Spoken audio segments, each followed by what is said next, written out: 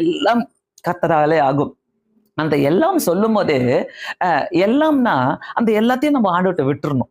நம்ம தூக்கி சுமந்துட்டு இருக்கக்கூடாது. சில நேரங்களில நம்ம கஷ்டப்பட்டு என்ன பண்ணுவோம், அதை மனசுக்குள்ள சுமந்துட்டு இருப்போம், மைண்டுக்குள்ள சுமந்துட்டு இருப்போம், கையில சுமந்துட்டு இருப்போம், நம்ம எங்கெங்கேயோ எப்படி எப்படியோ சுமந்துட்டு இருப்போம். ஆனா சுமக்கும் போது பாத்தீங்கன்னாக்கா அது அது நம்மளுக்கு பிரயோஜனமே படாது. ஆனா இந்த இடத்துல ஆண்டவர் நமக்கு சொல்றாரு, எல்லாமே கர்த்தரால் ஆகும். அதுல ஒரு அழகான ஒரு வசனம் இருக்குது.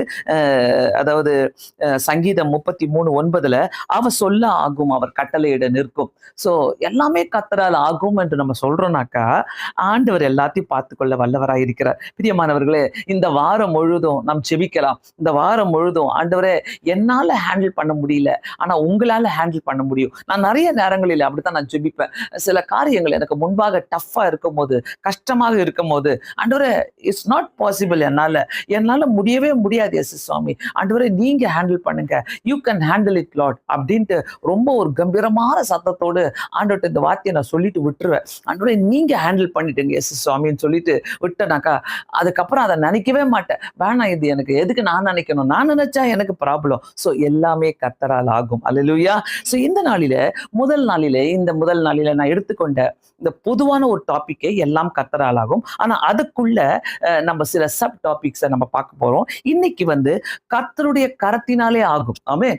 கர்த்தருடைய கரத்தினாலே ஆகும். நம்பர் 1 இன்னைக்கு எடுத்துக்கொண்ட இன்னைக்கு டைட்டில் கர்த்தருடைய கரத்தினாலே ஆகும். 1 நாளாகமும் 29வது அதிகாரம் 12வது வசனத்தை பார்ப்போமானால், 1 நாளாகமும் 29வது அதிகாரம் 12வது வசனம், ஐஸ்வர்யமும் கனமும் உம்மாலேதான் வருகிறது, தேவரீர் எல்லாவற்றையும் ஆளுகிறவர், உம்முடைய கரத்தினாலே சத்துவமும் வல்லமையும் உண்டு, எவரையும் மேன்மைப்படுத்தவும் பலப்படுத்தவும் உம்முடைய கரத்தினாலே ஆகும். அல்லேலூயா.